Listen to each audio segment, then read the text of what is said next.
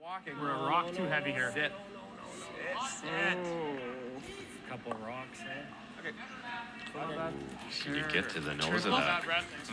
Not sure you can hit it dead on though with that guard. Sorry, man. Sorry. More maybe? I don't know. If you can.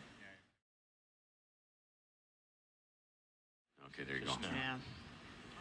Tough to make a triple with hack, but You'll create a little wall back you there. can make them all move, but will they move far enough? Breeze good. Yep, solid tack. Up. Yes, go. Sven Michel. So Nice. good. Real So good. very good. But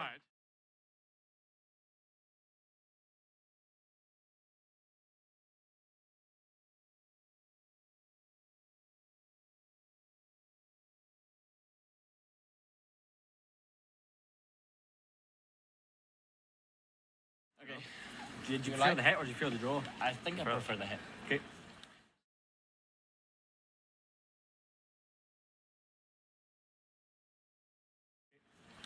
Want to hit half stone? Yeah. Here? Because half is close, huh?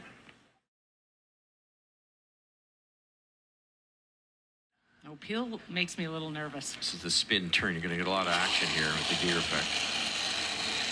staying with him. Watch this. Bang, bang. Oh, no, through the hole again. Wait.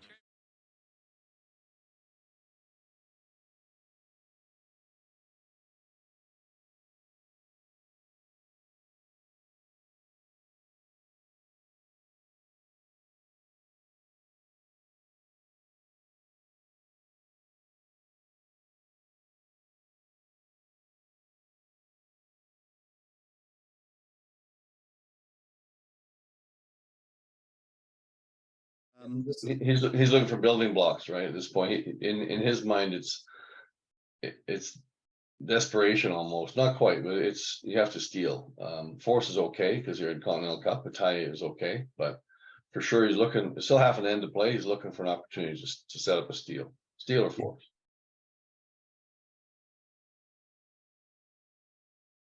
I mean, the big point for me when I look at this, you know, I see danger. I just see reds sitting in the 4 foot, and I see just. But Bruce looks at this and he says, like, this is opportunity. I got rocks in play. I got rocks in the 4 foot. This is you know, still very good building blocks for me. Yeah, we talk about it quite a bit in the book. What type of an end do you want to build to try and create your outcome? And you know, if the guard's gone and those rocks are all sort of available, that's the kind of an end to team with hammer that wants to make sure they get one. And if they get some sort of a miss or a great shot to make it their deuce, that's the kind of end they want. Stuff with frozen and taps and bumps and congested in the 4 foot behind the center guard. That's the type of an end you'd want to build if you're the team is trying to score or to trying to steal or force. Yeah, I think in the book we say, you know, it's a tippy tappy end in there in the 4 foot behind a guard.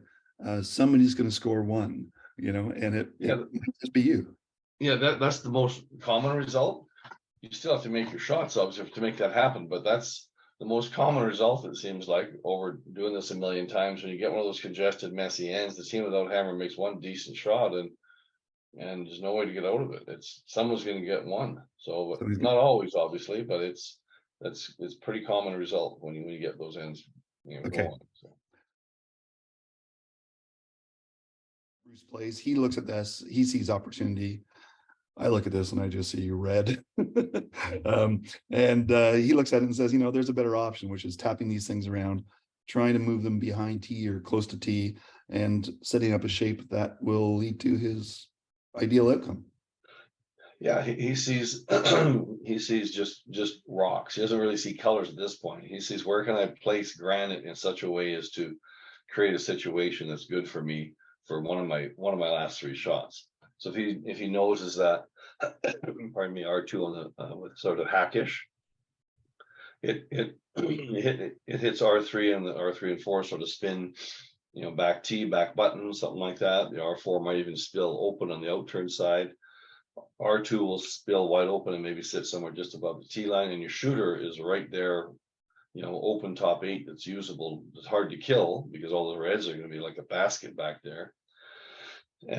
but usable for you. So a really precise, demanding shot, but it's, you know, you're going to need to make that when you're down one without 2 ends to play. You're going to have to make some hard shots. So I think they see this as a pretty makeable shot. It's got quite a few options, and we'll set up that basic shape that we talk about.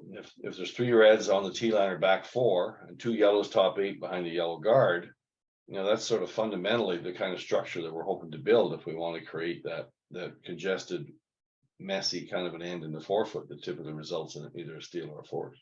Right.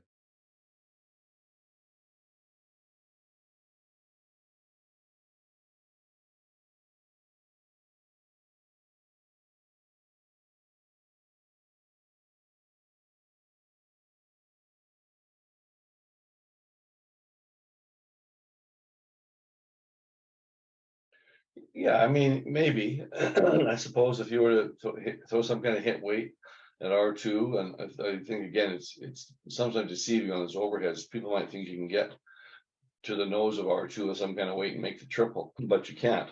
But it might even slide, just rub the Y3 and redirect back onto the R3 and 4, and all those reds start spinning out of the forefoot. That's possible.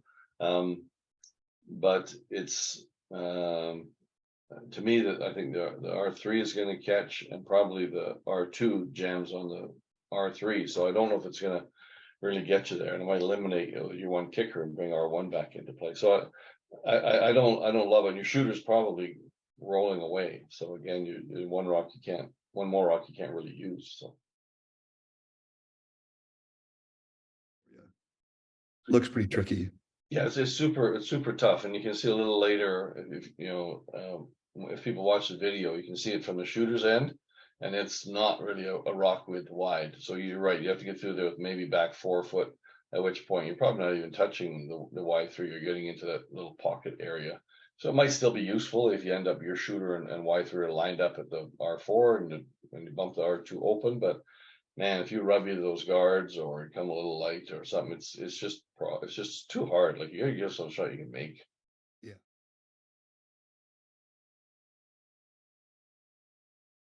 Yeah, some people might call it because they see the threat in the middle, or they might play the Y2, the R2, 3, 4 with some weight, and if they clip the yellow guard, it's okay.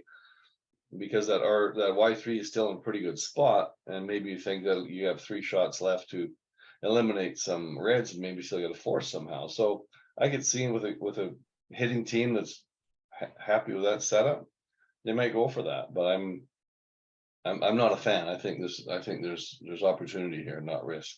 Well, there's Okay. both. There's obviously both, but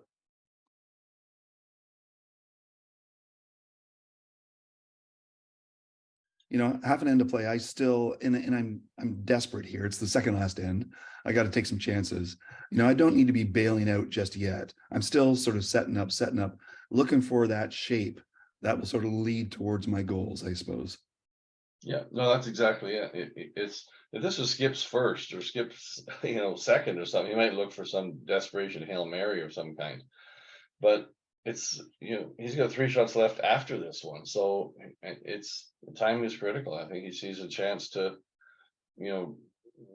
reposition these rocks, move it around a little bit and change the angles and give himself put his yellows in a place where they can be used, and the reds someplace that they could also be used. So